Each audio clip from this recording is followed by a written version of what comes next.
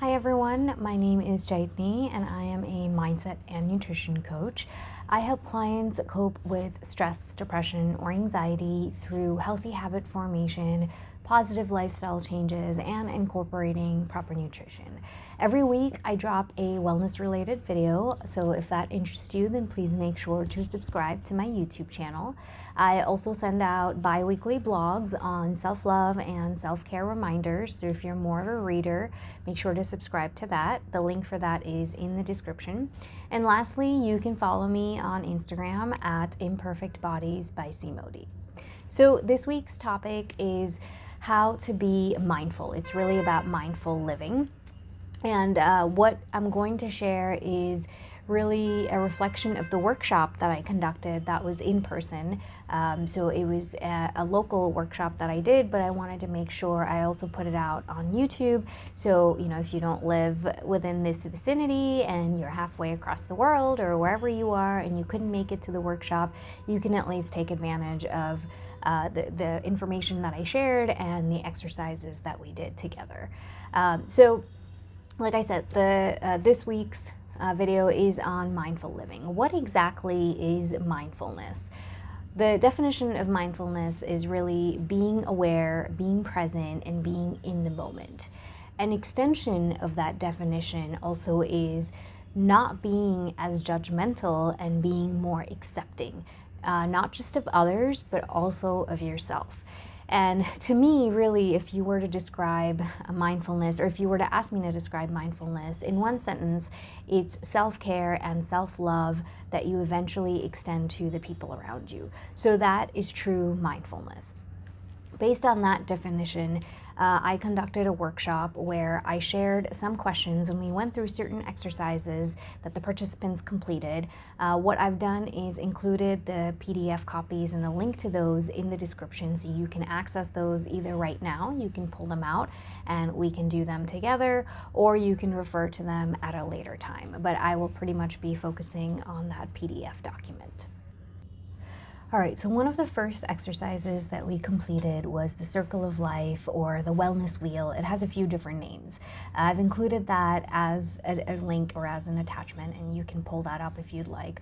Basically, what you'll see is a pie chart, which has different slices of everything that matters in life. So a lot of times there's this misconception that, your wellness and your health is really just about your diet and just about the exercises that you do. But really, true holistic wellness and whole health is about every aspect of your life. It has to do with your finances, with your career, with your relationships, with your sense of fulfillment, with your education. I mean, there's so many different pieces, including home environment. There is so much that goes into your wellness because there's so much that affects your moods, your feelings, and thoughts that eventually lead to your actions and then eventually become habits. So that's why we completed this circle of life. So the whole purpose is, when you're trying to make a change, it's important to figure out where to make that change, right? If you are not aware of what you wish to change, how are you really going to be able to implement that change? So this exercise was to find the gaps. Which areas are you dissatisfied in? Which areas do you want to focus on? Which areas are a priority for you?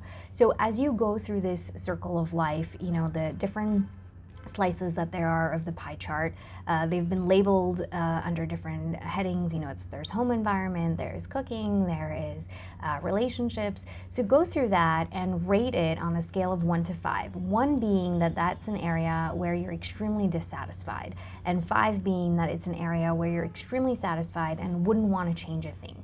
It can even be a number in between 1 and 5. That's totally up to you. So obviously anything that's a 2 and below is a red flag. That is something that you want to focus on, and that's a change that you really should want to make, or that's a change that can make a big difference in your life and eventually lead to living more mindfully. So you can take a few minutes and do that exercise now, or you can come back to it. So that was step 1, is identifying the gaps. Then step 2 is really figuring some more things out. So this step 2 is trying to find your why, or to figure out your why.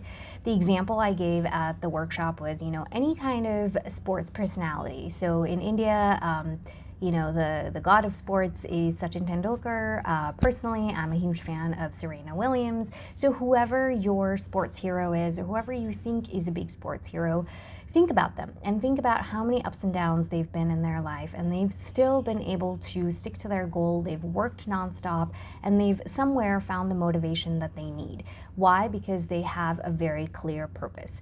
When your purpose is very clear and it's very concise, and you are completely in love with that why, it gets a lot easier to make a change and to stick to that change. So for instance, if your why of going to the gym is just to, be size 0 or fit into a certain dress, that's not going to last. It's going to be very short term.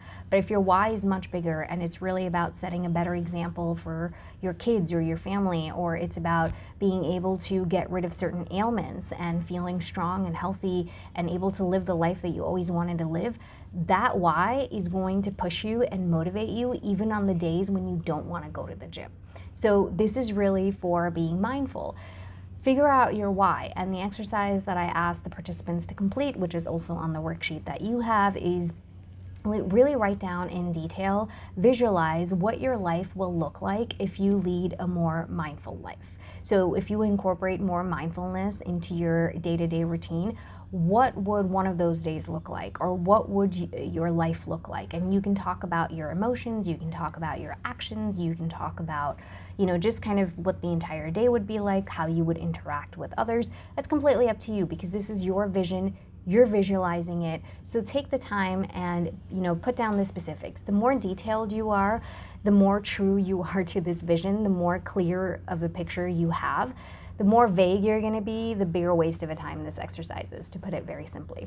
So be as specific as you can, be as detailed as you can, and let it be. Just don't worry about what might get in the way. Don't worry about hindrances and obstacles. Really just, if everything were to work out and you could live a really mindful life, what would that life look like? That is what you're going to put down on that worksheet. So you can take a few minutes to do that, or you can do this later on.